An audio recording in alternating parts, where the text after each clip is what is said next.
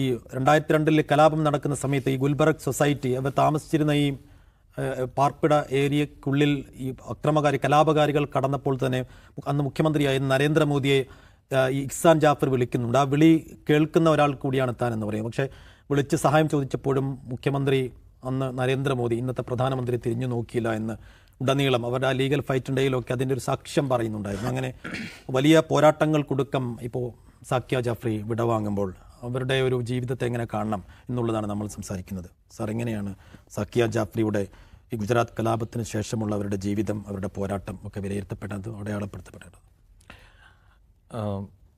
ഒരു മതേതര ഇന്ത്യയുടെ അവസാനത്തെ പോരാളികളിൽ ഒരാളാണ് സാക്കിയ ജാഫ്രി എന്ന് ഞാൻ പറയും.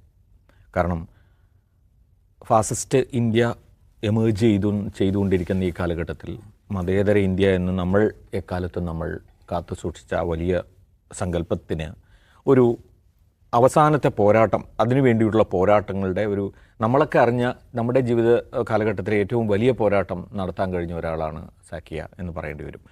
2002 ഈ സംഭവം ഫെബ്രുവരി 27 ഗോധ്ര തീവയ്പുണ്ടാകുന്നു.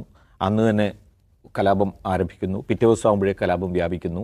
28 ഗുൽബർഗ് സൊസൈറ്റിയിലെ ആക്രമണം നടക്കുന്നു. 2002 ഫെബ്രുവരി 28 ഓർക്കണം. 2025 ഫെബ്രുവരി 1 സാക്കിയ ഇവിടെ പറയുകയാണ്. അപ്പോൾ ഈ 23 വർഷങ്ങളുടെ ഒരു കാലയളവിൽ അവർ നടത്തിയിട്ടുള്ള പോരാട്ടങ്ങൾ എന്ന് പറയുന്നത് ഇപ്പോൾ തുടക്കത്തിലൊന്നും അത് എവിടെയും ശ്രദ്ധിക്കപ്പെടുന്ന തരത്തിലുള്ള അവരുടെ ഹർജികൾ പോയത് കോടതികൾ കാര്യമായി എടുത്തില്ല. പല തരത്തിലുള്ള നീക്കങ്ങളൊക്കെ അവഗണിക്കുന്ന അവസ്ഥയായിരുന്നു. ഒരുപക്ഷെ തീസ്റ്റ സെത്തൽവാദ് അവരുടെ സംഘടന ഇവർക്ക് വേണ്ടി രംഗത്ത് വരികയും പോരാട്ടം വളരെ ശക്തമായി തന്നെ മുന്നോട്ട് കൊണ്ടുപോകണമെന്ന് തീരുമാനിക്കുകയും ചെയ്യുന്നതോടുകൂടിയാണ് കുറേയെങ്കിലും 2007 കൂടിയാണ് അവരുടെ ഹർജി പരിഗണിക്കപ്പെടുന്നതും ഒക്കെ. പക്ഷേ 2013 ആകുമ്പോഴേക്ക് സുപ്രീം കോടതി തന്നെ അത് നിരാകരിക്കുന്ന അവസ്ഥ ഒരു ഘട്ടത്തിൽ വന്നു.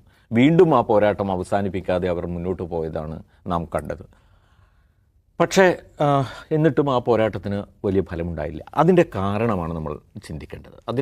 യഥാർത്ഥത്തിൽ അതിൻ്റെ കാരണം അവരതിൻ്റെ ഒന്നാമത്തെ സാക്ഷിയായിരുന്നു അല്ലേ. എഹ്സാൻ ജാഫ്രി കൊല്ലപ്പെടുന്നതിൻ്റെ, എഹ്സാൻ ജാഫ്രിക്കൊപ്പം 68 പേർ കൊല്ലപ്പെടുന്നതിൻ്റെ ഒന്നാം സാക്ഷി, അവരുടെ ഏറ്റവും അടുത്ത ദൃക്സാക്ഷിയായി നിന്ന ഒരാളാണ്. ആ മണിക്കൂറുകളെക്കുറിച്ച് നമ്മൾ ചിന്തിച്ച് നോക്കണം.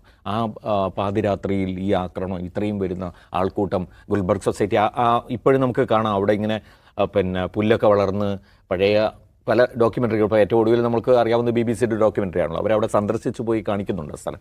അപ്പോൾ അത് കാണുമ്പോൾ നമുക്കറിയാം അവിടെ ആ ദിവസങ്ങളിൽ അവിടെ വന്ന അറ്റാക്കിന് സാക്ഷിയാകേണ്ടി വന്ന ഒരാളുടെ, അതും സ്വന്തം ഭർത്താവിനെ ചുട്ടുകൊല്ലുന്നത് കാണേണ്ടി വന്ന ഒരാളുടെ മനസ്സിലെന്തായിരിക്കുമെന്ന് നമ്മൾ ചിന്തിക്കേണ്ടതുണ്ട്.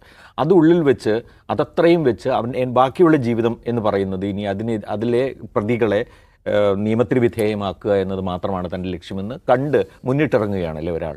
അപ്പോൾ അതിനകത്ത് മറ്റെന്തെങ്കിലും തരത്തിലുള്ള ആരോപണങ്ങൾക്ക് സാധ്യതയുണ്ടോ? അതുവരെയും അവരൊരു MP-യുടെ ഭാര്യ മാത്രമായിരുന്നു സാക്കിയ അല്ലേ, ഒരു കോൺഗ്രസ് MP-യുടെ ഭാര്യ മാത്രമായിരുന്നു. പക്ഷേ അന്നു മുതൽ അവർ ഒരു പോരാട്ടം ഏറ്റെടുക്കുന്നതോടുകൂടി ഇന്ത്യയുടെ മനസാക്ഷിക്ക് വേണ്ടിയുള്ള ഒരു പോരാട്ടമായി അത് വളരുകയാണ്. ഈ വളരുന്ന സമയത്ത് നമ്മൾ കാണുന്നത് എന്താണ്? പലതരത്തിലുള്ള ദുരാരോപണങ്ങളും അവർക്കെതിരെ, അവരുടെ ഈ പോരാട്ടത്തിന് ഒപ്പം നിൽക്കുന്ന ടീസ്റ്റോയ്ക്കെതിരെ ഒക്കെ വരുന്നു. അപ്പോൾ ഒരു ഭാഗത്ത് നിന്ന് നരേന്ദ്രമോദി എന്ന ഈ വലിയ ഒരു ഹിന്ദുത്വ